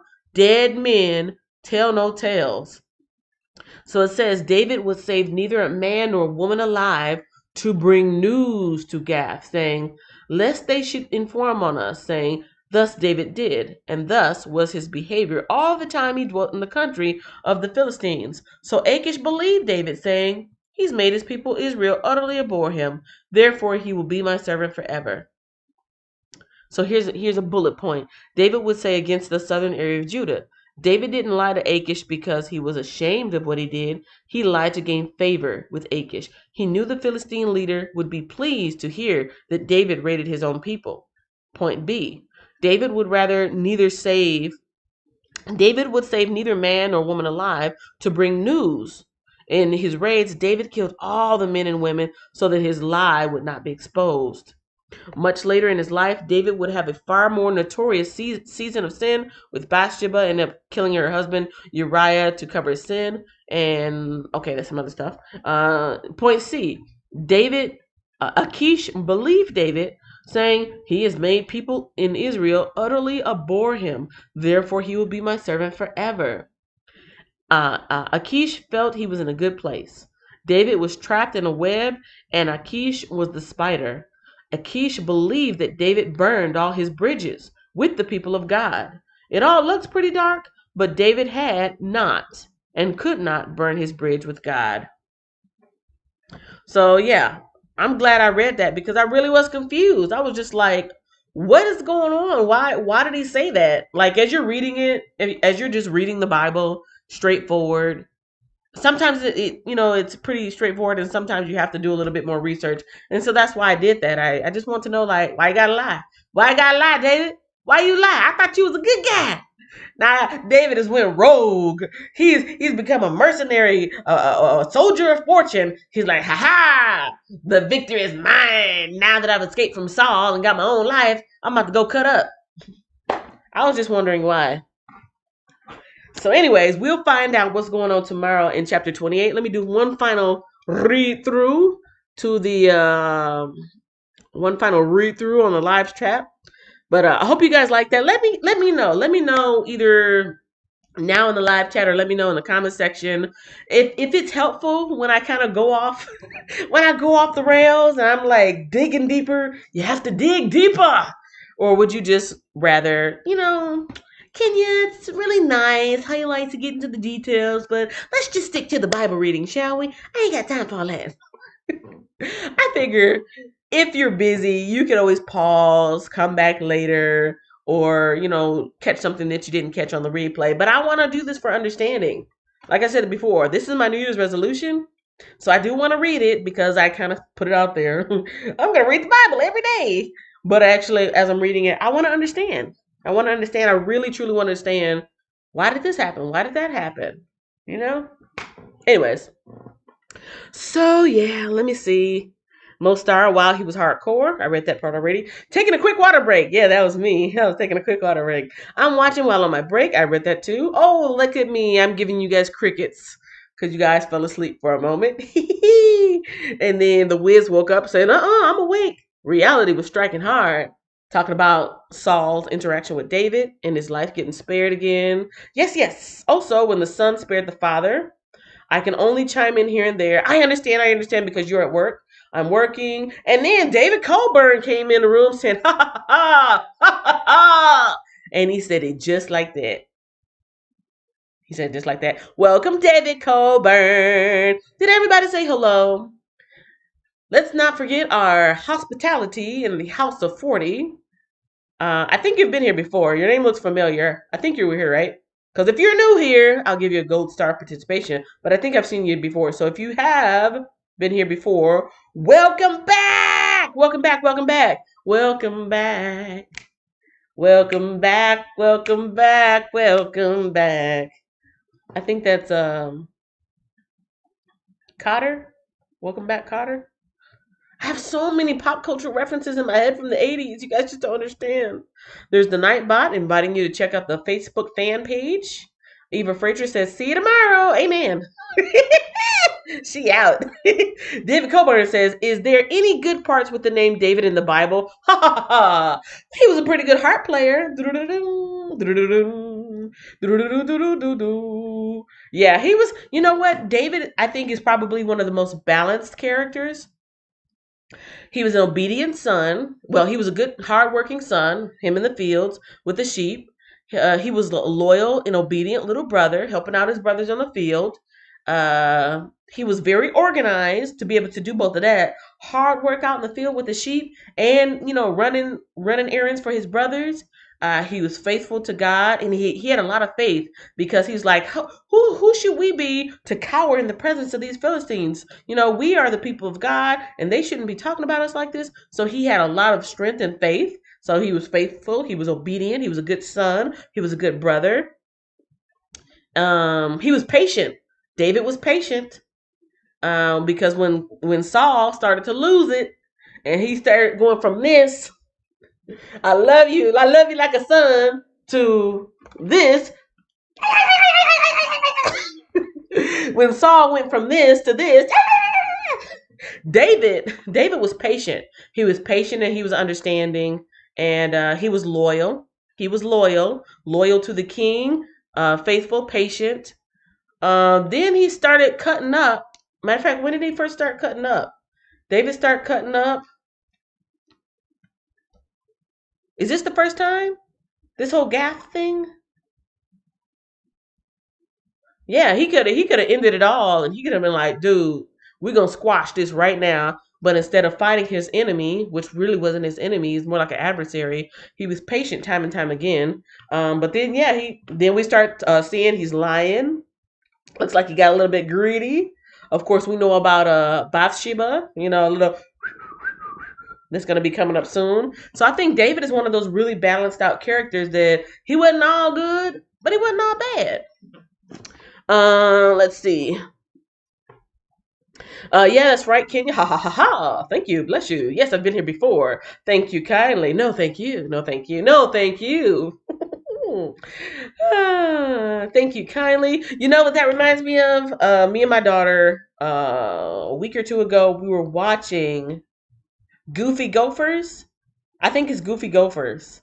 It's like old 70s, 80s cartoons. It's either from Looney Tunes or it's from I can't remember, but they're these little, they look like chipmunks, but they're not chipmunks. They might be chipmunks. And they're little characters and they jump around doing stuff and interact with each other, whatever. And they have like these little English accents and they're so proper and posh. And, oh, what will we be doing today? Oh, I don't know. What shall we do today? Oh, cheery idea. Da, da, da, da. Oh, after you. No, after you.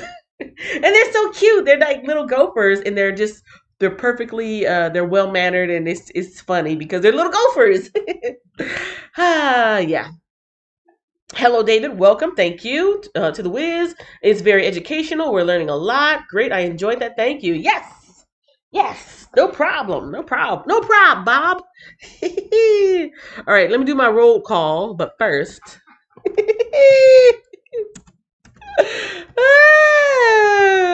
my mind. If you guys could visit my brain for like, I don't know, just an hour, like actually being here, you'd be like, get me out of here. Or you might be like, this place is dope.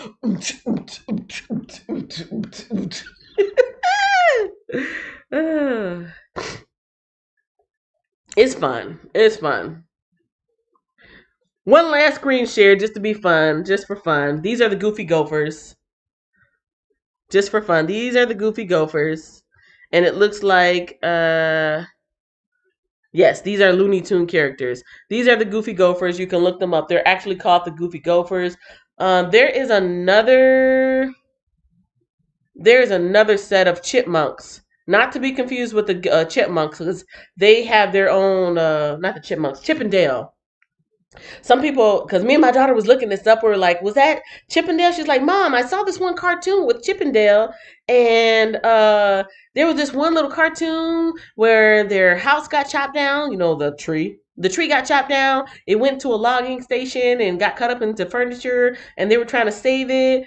And we spent like 30 minutes, 30 or 45 minutes trying to figure out Chippendale. And it wasn't Chippendale. It was these guys. And they're so cute. And like I said, they're just very polite, very intelligent, and oh, what shall we do? Oh, I don't know. I don't know. Good day to you. Oh, cheerio, cheerio. And they're just so cute. They're just cute. Those are the Goofy Gophers. And yeah, check that out. Check that out in your own time. So now I gave you guys two fun things to check out that are not Bible related. You can check out Chilled Cow, which I put that link, scroll up. I put that link up there if you're looking for some chill, family friendly music to study by or to do homework by or maybe to soothe a little baby.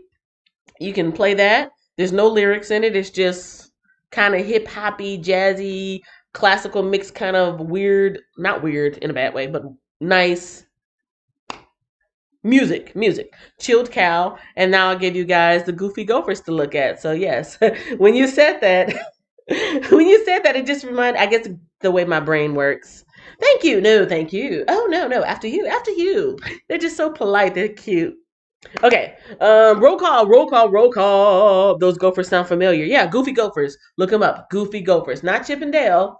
Goofy Gophers for sure. I used to watch them a long time ago. The wholesomeness, yeah, the wholesomeness. That's what I like about it. Cartoons nowadays, they're okay, but there's so much cynicism and sarcasm, and it's funny to be rude and it's funny to be disrespectful, but we're laughing, so it's cool, right? Don't put me on another tangent. But the cartoons from back then, they were just wholesome, clean, family friendly. Yes, people got bopped on the head from time to time, but other than that, it was wholesome.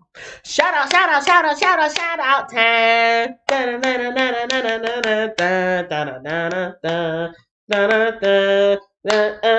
It's shout out time. See, that's what I'm saying. My brain, like, you can't make this stuff up. My brain is always like always generating. Give me a little seed and it blooms into something that you'd be like, well, how did you grow that? It's just boom. Anyways, yeah, now I just made up another song. Shout out, shout out, shout out, shout out, shout out time. Shout out, shout out, shout out. But it sounds familiar. Shout out time. Da na na na na na na na na da da. I'll come back to that. Shout out to Nicole. Shout out to Laverne Dorsey. Shout out to Life of Key. Shout out to Eva Frazier in the house. Shout out to Mostar. I've seen you in my comment section, but I've never seen you in my live stream. So welcome, welcome, welcome, welcome, welcome to you. This is a shout out to you. Welcome and shout out to Mostar. Shout out to The Right Way. I don't know if they're still in the house, but if so, thank you for joining me in the Bible reading party. Shout out to Nicole. Shout out to The Wiz. Shout out time. Shout out to Nightbot, who behaved today and didn't time anybody out unnecessarily. Shout out to, I think that's pretty much everybody until David Colburn came in and says, ha ha ha ha! That's a great way. That's a great conversation starter. Just ha ha ha! Because, oh, you weren't in here a couple weeks ago when we were doing that laughing exercises. Laughing is good. Y'all remember that? Was that a couple weeks ago? Or was that last month? And I was like, ha ha, ha ha ha ha ha. Ha ha ha ha ha ha. And it's a laughing exercise because laughing is an actual good for you. It's good for your stomach muscles. It's good for releasing whatever brain chemical, serotonin. Laughing. They have laughing laugh therapy. So anyways, I know I'm all over the place. Eva Frazier, shout out. David Colburn, shout out. David Colburn, out cold. Colburn. David Colburn is out cold, just like David from the Bible. I just made that connection. You realize that, right? Like I just made that connection. When you asked that question, I was not reading your name. I was specifically looking at the question, but yes. Well played. Very, very well played. Touche. Touche. Very nice. Ah! Oh, that's a great question. Is there any parts with the name David? Any good parts with the name David in the Bible? Yeah, I didn't because my mind is always sometimes I have to run to catch up with it. Okay, so that's everybody. Yes, that is everybody in the house. That is the shout out, shout out, shout out, shout out, shout out time.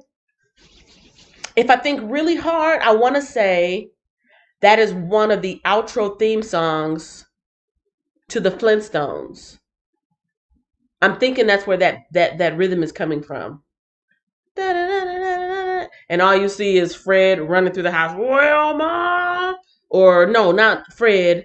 That little dinosaur that was running after Barney.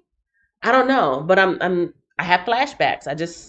It's not PTSD. It's not off of an acid trip. It's just tripping from the 80s. It is. It really is. It's just randomly. Ask my kids. Whether we're at home or out in public.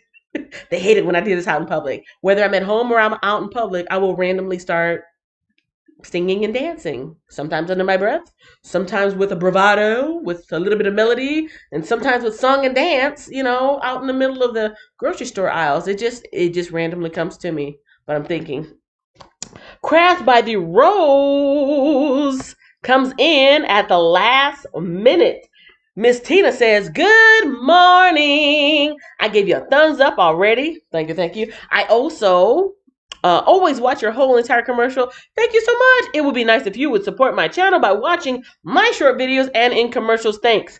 Ma'am, you are on my list. You are on my list. I've got so many people. I ain't forgot about you. I have not forgot about you. Between editing, which I've talked about it many, many times before, because I'm not a live streamer. So I'm not a live streamer other than right now. I'm live streaming, but like most of my stuff is not live stream. And so it takes a really, really, really long time to edit it and do other stuff. So I did not forget about you. Yes, ma'am, you are on my list of people to watch. But I've got so many people to watch. Oh my goodness. Sometimes, and here's another thing. Sometimes I will let people play, but I don't have time to comment because I'm editing. Because like we're two different type of content creators. Your stuff is mostly live streaming, and you're like on the fly, and you're interacting with your people, kind of like I am right now. And most of my stuff is like pre-recorded stuff. Like people have been asking me, "Hey, don't you have 2 interviews that you're supposed to put out?" I'm like, "Yeah, I got 3 hours worth of um watching." Anyways, it's a thing. It's a thing. So I did not forget about you. I did not forget about you. As a matter of fact, if you all could do me a favor, if you all watching could do me a favor, check out Miss Crafts by the Rose on my behalf. Show her a little bit of love. She is a crafter. She does actual handmade. Is it crochet or is it knitting? I want to say it's crocheting because I know they're two different things. But if y'all could check her out, she has a wonderful down to earth personality. She is a God fearing woman, and she's real. She's a real person, and she just got monetized a couple weeks ago, and so she's got commercials to watch on her stuff, and you can go to support her so that she can get that monetization kicked in, or you can go to actually watch what she's doing because she's showing you what she's doing. She's very crafty, which is why her name is Crafts by the Rose. So yes, ma'am, I did not forget about you, but I'm telling you, you, you and a long list of people are asking me the same question, and there's not enough time in the day. There's not enough time in the day for me to make sure that I go and like leave a comment. So yes, I do appreciate you. And for everybody watching that are fellow content creators, know that when I have time, I watch you. I might not always leave a comment because it's just I'm doing other stuff. But yes, I do. I do. It's crochet, and I have a survey going on in the comment section that I really would like people to read and give me an answer to. I am going to write you down on my list of people because I literally have a list. I'm so behind in my work. I'm so behind. I got like 6 videos that I should have put out already, but I'm working on one thing. I'm writing a book. I don't wanna make excuses, but I'm doing a lot. I'm doing a lot. I got notes everywhere. Notes. I got like all kind of stuff. My family calls me. They're wondering why I don't pick up the phone. They're wondering why I'm not doing stuff. Is because like I literally look at that projects that I'm working on, email newsletters. I got a website. I got so much stuff that I'm doing. I can't wait till make it to the big leagues because I really need a team. Like I know my channel ain't all that, but I need some help. I need some help because of all the stuff I'm trying to do. It takes so much for one person to do it. This Bible reading is the easiest part of my channel because I come on, I hit the button, I read the Bible, I'm done, and that's it. But the other stuff that I'm trying to do, it takes so much time. It takes so much time. If I didn't have as much fun as I was having, I would give up. I would give up because it's so time consuming what I'm doing. But I really enjoy it. I really, really enjoy it. So yeah. Yes, yes, yes. Goofy Gophers. Goofy Gophers. I did my roll call. Miss Tina, you're the last person to come in, so shout out. Shout out to Crafts by the Rose.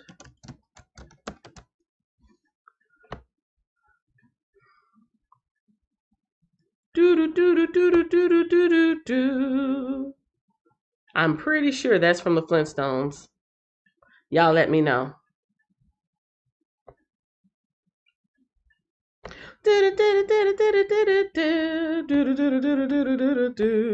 Now, this is not something that I'm going to do every time, so please, I'm hoping I don't start something that I hope I don't start something that I can't finish.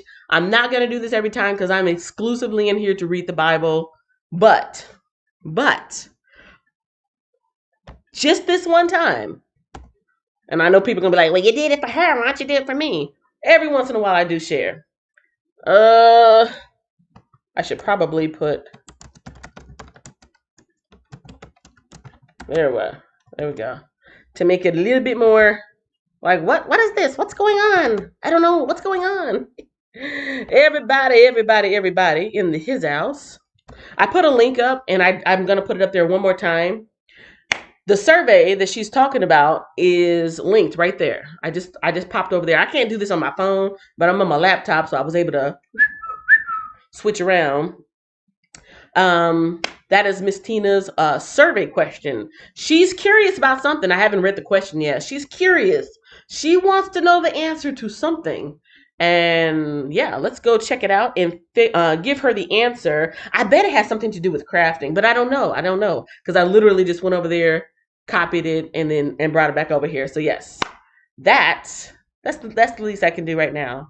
And when I get a chance, I will be checking out your channel again. You and all the other wonderful people I've been meeting. I've been meeting a lot of people, like not even in the United States, people like people in the UK, a lot of people in Brazil, a lot of people that are expats, like people that travel around. And man, if I had 24 hours of watching YouTube, I still wouldn't be watching everybody because there's just not enough time in the day.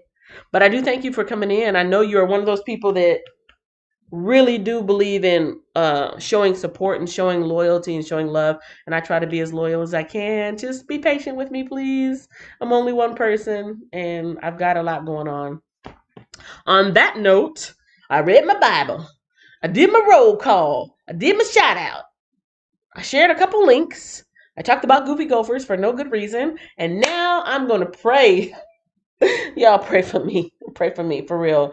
Because I got big dreams and I got big goals.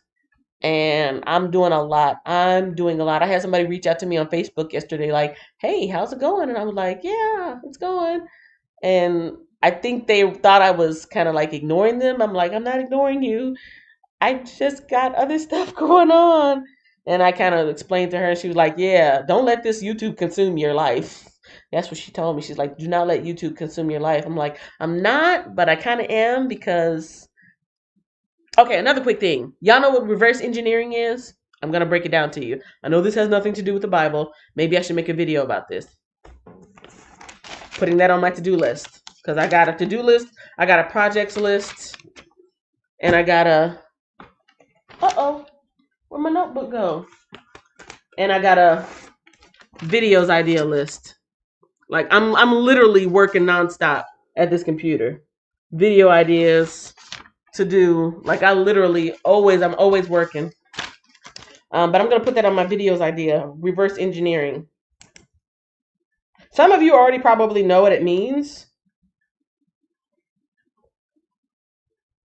It's a big word, but it's a simple idea.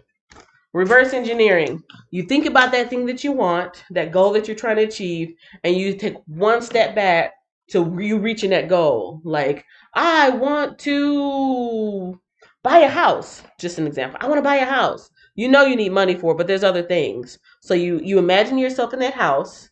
You got the keys. You take one step back from getting those keys. Who gave you the keys? The realtor. Okay, so I need to find a realtor. And of course, there's paperwork that I would have signed. So I'm thinking about that paperwork that's being signed. And you think about all the things associated with that from you. So you step back from that and you're thinking in your mind, okay, I got to get all this paperwork together. I got to get my credit together. I got to get my ID, my social security card. And then you take a step back from that. Okay, do I have my social security card? Oh, I haven't found it in a while. Let me go look for it. And so you look at your big goal at the top. And then you take a step back to make sure you have all those things lined up. Because a lot of times people do it the other way, like, oh, I'm going to save money so I can buy a house. And then they skip all those steps in between. because they're not really thinking about it. But if you think about your goal and step back, okay, in order to do this, I would have had to do this. Step back. In order to do that, I would have had to do this. And you step back, and then you're like building up your to-do list, your tasks in reverse order until you get to the start. And that's what I've been doing is I know what my goal is. My ultimate goal is to leave my job. It really is. It's been that way for a while. I don't talk about it too much, but that's the whole purpose of this channel. The whole purpose of this channel is documenting my journey through business and entrepreneurship. And I don't think eBay's going to get me there. That's my main thing. I don't think YouTube's going to get me there, but I already have it wrote down on paper. This is how much money I need to make every week to leave my job, which means I need to do this, this, this, and this. Now that I have all these things lined up, I need to do this, this, this, and this. Once I have each of those lists, I take out each of those and I reverse engineer. So that's why I'm always doing stuff. That's why I'm always doing stuff. That's why I have this notebook full of stuff to do. Why are you making all these videos? Why are you doing this? Why are you doing that? It's because I got a goal and I know what my goal is. And if I'm going to be sitting pretty one day and sitting back and relaxing, I got to put in the work right now. I have to put in the work right now. Yes. Website, working on my website. The website will be bringing me money. Working on my books. The books will be bringing me money. Working on my merch. The merch will be bringing me money. Working on my voiceover stuff, my podcast stuff. That will be bringing me money. I don't just think about it and dream about it. Like, I'm working on it. If you want to reach your goals, you can't just, I want to do this and I want to do that. Like, you have to be working really hard. I say all that to say, to my family, I'm not ignoring y'all. To my YouTube friends, I'm not ignoring y'all. To people in the comments, I'm not ignoring y'all. I'm literally glued to this computer from the time I wake up to the time I lay down. Every free moment, I'm working on my business goals, my business plan, reaching out to affiliates, reaching out to marketers, reaching out to this, doing my own website by myself, doing a lot of different stuff by myself. And there's only so much time. But one day, once everything's set into place and that ball gets rolling, people are going to be like, wow, how'd you do that? That must have been easy. Wow, she's an overnight success. I'm going to be like, no, it wasn't. It was 2 years of me working every single day for 12 hours a day. Yes, my house is neglected from time to time. Yes, the relationship between my children are neglected from time to time. Yes, me staying connected with some of my networking people on YouTube and other places are neglected from time to time. But because there's only one me, and there's only so much time in the day. I appreciate y'all's patience. I appreciate y'all understanding. I know that was probably TMI, but I feel like I have to explain it because I have so many people coming at me and asking me, whether it's my family or my friends or outsiders, and they don't understand. They're not on this side of the camera and they don't see all the stuff that I'm doing. All they see is the end results. So yeah, I hope that explains some things. I do believe in supporting people back, but I can only do so much. I'm going to pray now because this has gotten a little weird. Lord, thank you. Thank you. Thank you, Lord, for today. Thank you for freedom of speech, not only in America, but worldwide. Thank you for today. This is the day that the Lord has made. I will rejoice and be glad in it. I am thankful for every single person in my live chat right now. Whether they believe it or not, whether they didn't know it or not, I am so grateful for everybody who either watches me and participates, watches me and they're just playing me in the background, like Brother Jeff does from Finley River Kennels. I know he and I, we're in totally different spheres, but I know he comes in from time to time and he watches me. I got other people to watch me. I'm thankful for them. I'm really thankful for them. For the people who do kind of communicate with me and touch bases and keep me in check, like, hey, let's stay connected. I am thankful for them because I know that there's something about me that they do keep coming back for, and they want to stay connected. And Lord, just give me the strength and give me the wisdom to be able to balance everything out. I know I can't do it by myself. I know I am doing it by myself, but I can only do it with your help, Lord. It's only through you that I am reaching my goals, and for that I am thankful. I am thankful for the ability to read my Bible here in the safety and comfort of my own home with no persecution. I'm here thankful for the miracle of technology that even though I'm in my room by myself, I'm able to talk with people in totally different places, different spaces, different time zones. I'm thankful for that miracle of technology that helps us stay connected. I am thankful for the ability to try to use the computer to bring in some income because I know, what was it, 96? When was I in school? 90s, 8, 92, not even 20 years ago. 20 years ago, this was not possible. Making an income online 20, 25 years ago, it was not even possible. So I'm thankful for just the opportunity to try to do something with this thing called technology to help me bring income so that I could possibly reach my goal and reach my desire. Lord, you know the desire of my heart. That job is not for me. It's not for me. I'm thankful. I'm so thankful. And let me say it again for people who come at me. I'm thankful. I'm grateful. Lord, you know I'm grateful for my job, but it's not for me. It is not for me. That place is not for me. It is not for me. So Lord, if it be your will, please let all of my efforts work out so that I can support myself without going to that place and not only bring an income to myself, but make a legacy for my family. Lord, bless my channel, bless my website. Lord, bless my books, bless my voice so that I can continue working with my voice. Bless all my efforts that I am using to work hard. There's a saying somewhere that says the Lord helps those who help themselves. Lord, I'm trying to help myself as much as I can. So bless me, bless me. And I know I'm not the only hardworking person. So bless everybody in the live chat who's working hard, either on channels or with their families or on their jobs, whatever they got going on. Lord, bless them, bless them, bless them. Let everybody in the chat and on the replay reach their goals. Let everybody be blessed and just reach their goals and fulfill their heart's desires. And Lord, I just pray one more thing, and that's that everybody who tunes into this channel, to this particular part of my channel during the Bible readings, I pray that everybody listening now or tomorrow or whenever they hear this, that they're encouraged to read the Bible on their own. A little dab of do you. A little chapter here and a little chapter there makes a bigger understanding for our relationship with you and helps to build our faith. That is my prayer, Lord. Amen. Amen. Amen.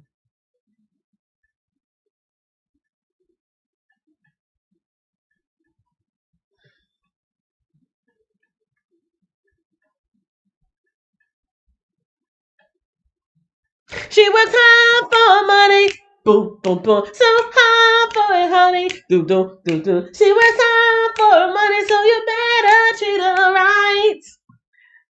Y'all wasn't expecting me to go there, were you? It just came to me. Yeah, this YouTubing is hard. YouTubing is hard. Keeping up with people is hard. Making content is hard. Staying up with social media is hard. Doing all the other stuff to stay professional is hard. Keeping up your energy is hard. Staying connected with your loved ones while you're trying to balance your business goals is hard.